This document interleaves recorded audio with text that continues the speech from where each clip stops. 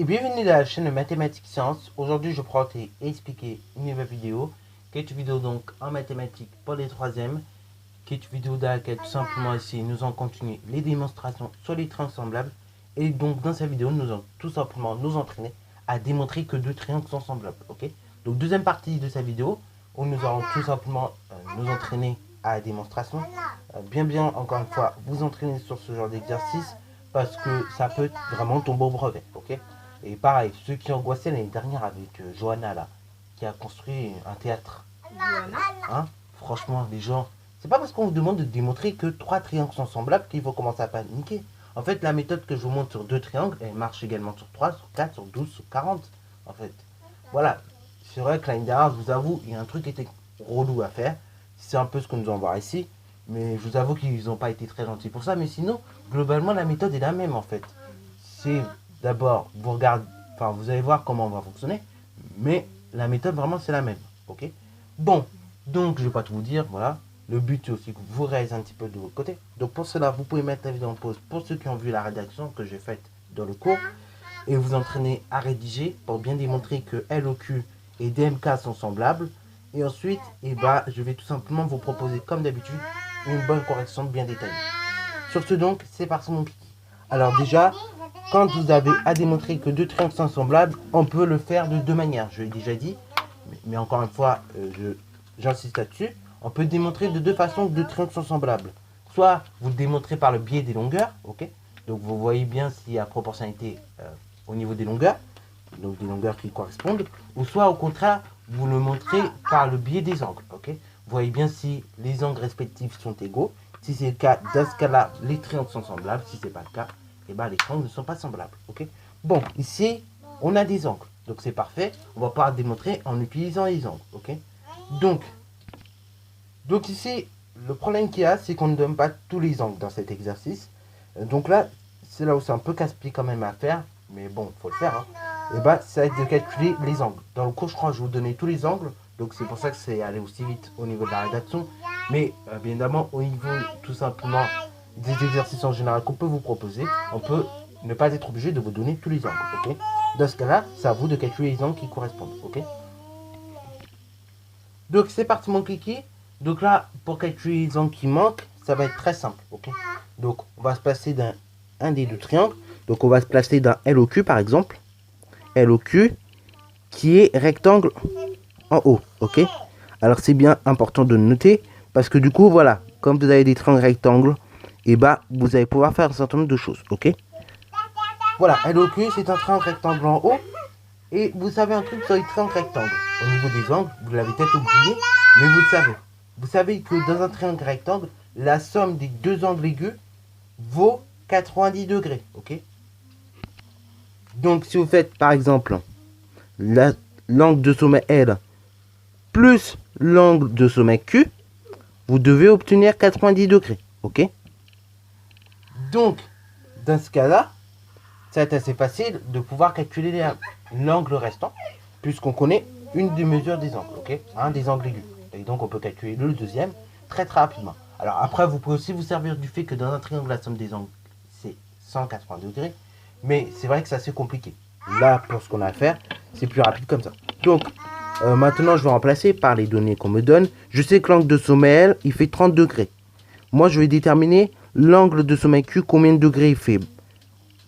Donc, en fait, combien je dois rajouter à 30, de sorte à obtenir 90. Là, c'est pas trop compliqué. Et je dois ajouter 60. Pourquoi? Parce que je vais tout simplement faire 90 moins 30. Donc, au membre de droite. Mais au membre de gauche également, je vais faire donc 30 moins 30. Et après, donc, il me restera seulement Q. Ok. Du coup, au membre de gauche, il me restera l'angle de sommet Q, qui vaut donc 60 degrés. Ok. Voilà, vous. Pareil, si vous n'êtes pas à l'aise avec les résolutions d'équations comme je fais, ne vous lancez pas. Vous pouvez faire une vieille soustraction en 2, ça ira plus vite. Ok. Là, comme on a fait les équations, du coup, j'en profite aussi pour vous mettre le problème souvent en équation un petit peu. Bon, donc ça, c'est d'un triangle LOQ. Donc maintenant, on connaît tous les angles, c'est parfait. On va faire la même chose avec le triangle DMK. Donc DMK, lui, il est rectangle en M. C'est bien de préciser en quel sommet le triangle est rectangle parce que comme ça ira assez vite, ok? Donc lui, il est rectangle en M. Et vous savez donc que la somme des angles aigus d'un triangle rectangle vaut 90 degrés. Autrement dit donc, l'angle de sommet D plus l'angle de sommet K, leur somme va valoir 90 degrés. Je remplace pareil par les données d'énoncé que je connais. L'angle de sommet K, je sais qu'il fait 60 degrés. L'angle de sommet D, je ne connais pas sa mesure. Et donc, tout ça, donc l'angle de sommet D plus l'angle de 60 degrés, ça fait 90 degrés. Vous voulez déterminer la mesure d'un seul angle, donc de l'angle D. Autrement dit, vous voulez déterminer combien il faut ajouter de 60 par rapport à 90. Bah là, pareil, vous faites une petite soustraction. Vous faites 90 moins 60. Et après, du coup, vous aurez l'angle de sommet D. Ok? Voilà, voilà. Alors, également, vous pouvez, si vous êtes à l'aise avec les équations, faire ceci. Ok? Vous faites moins 60 au membre de gauche et moins 60 au membre de droite. Voilà, donc. Du coup, il vous reste plus qu'à calculer l'angle de sommet D. Et il vaut tout simplement 30 degrés. Voilà, bon. On a fait le plus... Enfin, en fait, on a fait le plus dur de l'exercice parce qu'après, vous allez voir, c'est comme un moteur. Ça va aller assez vite.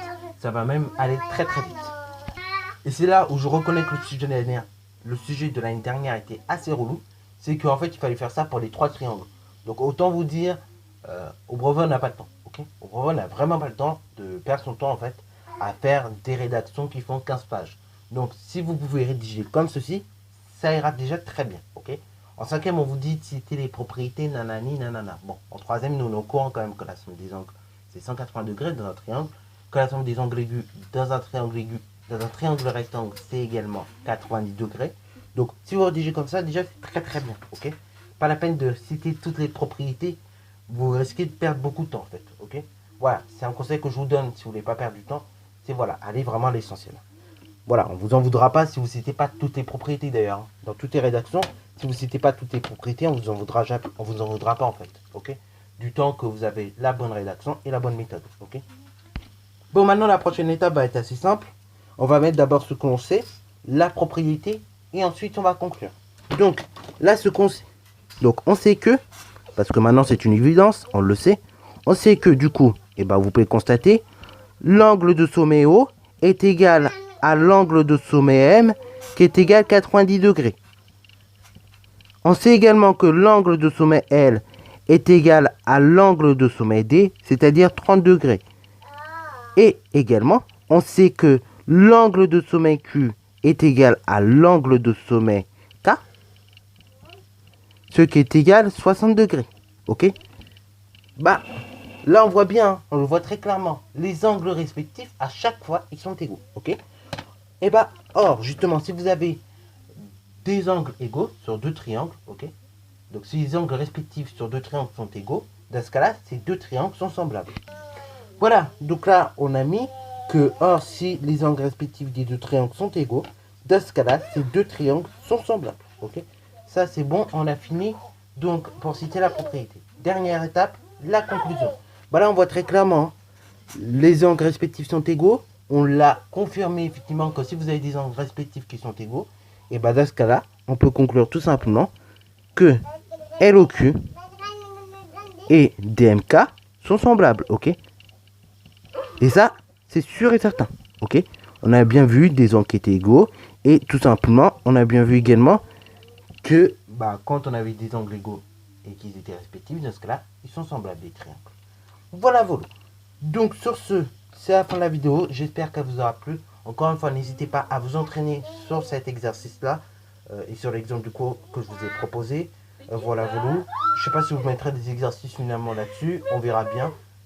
En tout cas, vous aurez le cours comme d'habitude en format écrit. Et puis voilà, voilà. Fin de la vidéo. Bye bye et puis à plus.